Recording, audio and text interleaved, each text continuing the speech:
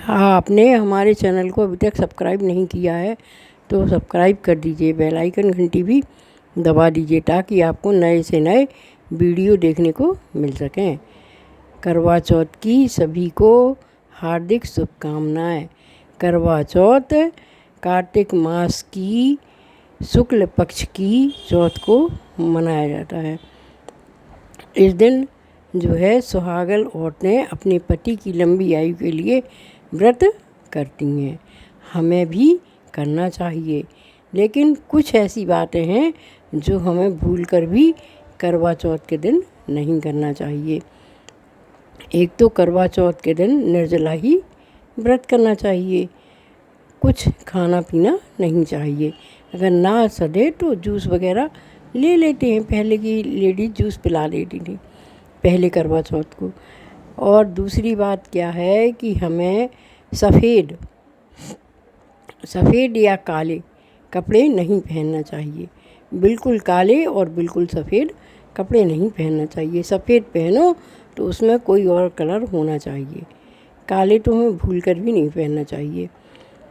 और उस दिन हमें 16 श्रृंगार करना चाहिए।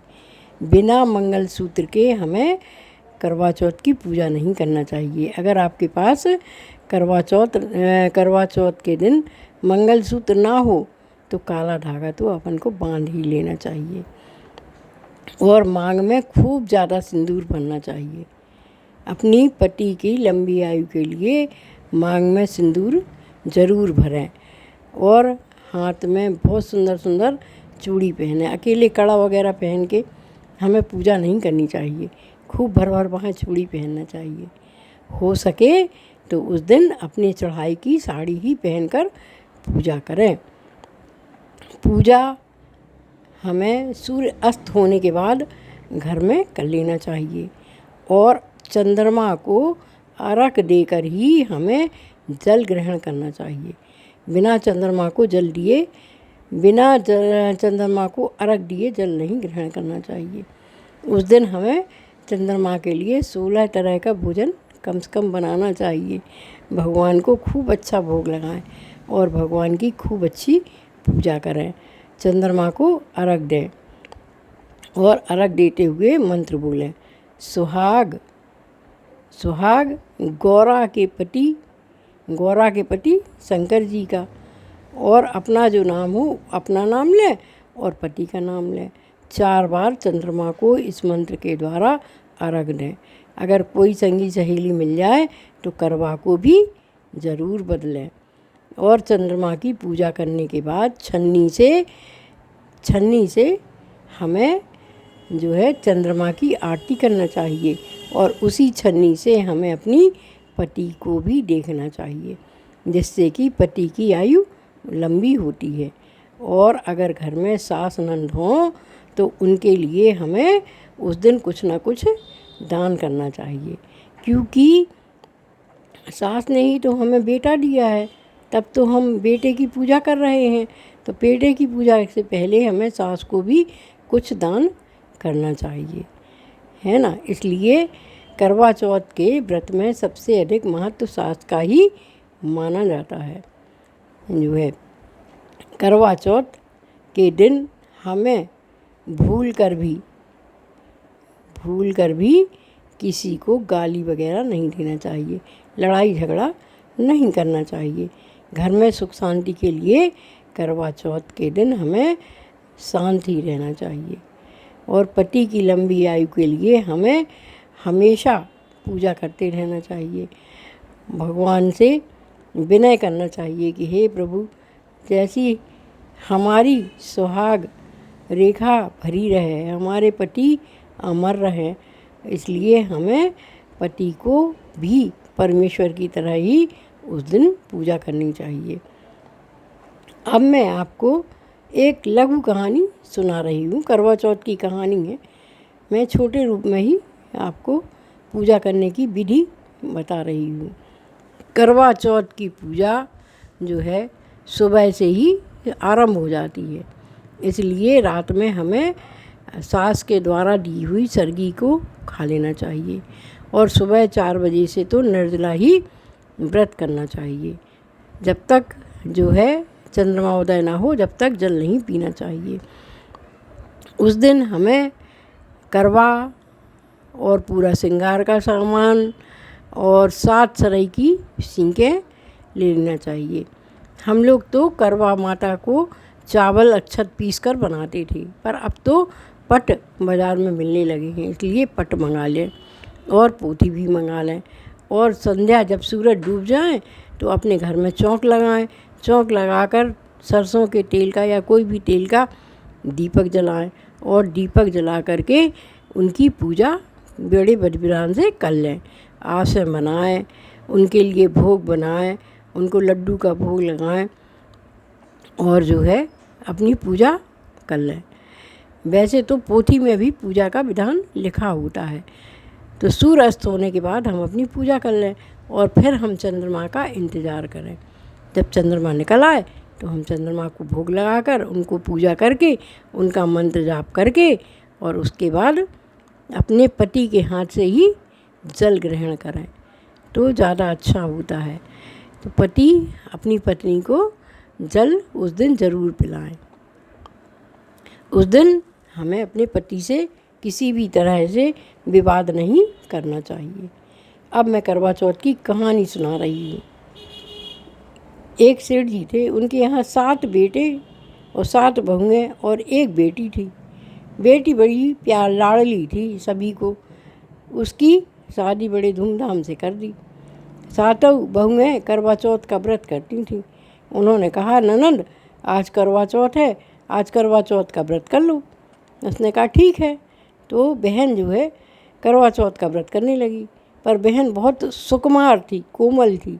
व्रत किया तो करते करते निर्जला के कारण उसको शाम तक थकान लगने लगी, चक्कर आने लगे, वह बेहोश होने लगी। तो भाइयों ने देखा कि हमारी बहन तो यह व्रत कर ही नहीं पा रही है, ये तो बेहोश हुई जा रही है। तो 7 भाइयों ने कहा क्या किया जाए। तो वह एक पेड़ के ऊपर चढ़ गए और पेड़ पर, जो पेड़ घना होता है बरगद का पेड़, उसके ऊपर चढ़ गए। और चढ़ने के बाद उन्होंने एक दीपक जला लिया और दीपक को छन्नी में रख दिया हैं और अपनी बहन को बुलाया और कहा, बहन देखो अब तुम अर्घ दे दो। सूर्य नारायण तो, चंद्र नारायण तो निकल आए हैं, चंद्र भगवान को अर्घ दे दो। तो उसकी बहन ने बड़े ही श्रद्धा से भगवान को अर्घ दे दिया। अर्घ देते ही और उसने भोजन कर लिया। जैसे ही भोजन किया तो उसे बुरी खबर मिली कि उसका पति मर गया है। तो वह बहुत दुखी हुई, दुख करती हुई विलाप करने लगी। तभी एक महिला आई और उसने कहा कि देखो बेटा, तुमने जो है करवा चौथ का व्रत पूर्ण रूप से नहीं कर पाया है। तुम्हारे भाइयों ने तुम्हें धोखा दे दिया है, इसलिए तुम्हारा पति मर गया है। तुम चिंता मत करो, अब अगले साल जब करवा चौथ आएगा तुम अपने पति को बड़े ही अच्छे से करवा चौथ रखना। मैंने कहा ठीक है। और जब तुम ससुराल जा ही रही हो तो जो सबसे पहले मिले उसके पैर छूना और उसकी गांठ में कुछ पैसे बांध देना। मैंने कहा ठीक है। तो वह चली, अपनी ससुराल पहुंच गई। जैसे ही वह ससुराल पहुंची तो सबसे पहले उसको उसकी सास ही मिली। तो उसने सास के चरण छुए और उसकी गांठ में पैसा बांध दिया। तो सास कहने लगी, अरे अब पैसा देने से क्या होता है, तुम्हारा पति तो चला ही गया है, तुमने हमारे बेटे को तो खा ही लिया। बहू कुछ ना बोली है और जाकर पति के पास बैठ गई और कहने लगी, हम अपने पति को नहीं जलने देंगे, क्योंकि हमें करवा माँ की श्राप लगी है। करवा माँ ने कहा है कि जब तुम अगली साल करवा चौथ का आए व्रत तो पूरी श्रद्धा से करना। तो सबने कहा ठीक है, अगर बहू कह रही है तो कोई बात नहीं है, हम इसकी बात मान लेते हैं। अब अगली साल करवा चौथ आया तो उसने जो है बड़े विधि-विधान से सुबह से ही व्रत किया और निर्जला रही। शाम होते होते उसकी हालत तो ख़राब होने लगी, पर उसने कहा नहीं, इस बार तो कुछ भी हो जाए, चाहे मैं भी मर जाऊं, लेकिन मैं जब तक चंद्रमा के दर्शन नहीं कर लूँगी तब तक मैं अपना व्रत नहीं खोलूँगी। और जब रात में चंद्रमा निकला, उदय हुआ, तो उसने चंद्रमा को देखा और चंद्रमा को अर्घ दिया और दीपक, छन्नी में दीपक रख के और चंद्रमा को ध्यान से देखा। फिर उसी छन्नी से उसने अपने पति को ही देखा। जैसे ही उसने पति को देखा तो उसका पति अंगड़ाई लेकर उड़ गया और कहने लगा, बड़ी गहरी नींद आई थी। तो सब लोग खुश हो गए घर में, और सब ने कहा कि जय हो करवा माता की, जय करवा माता की, जय करवा माता की।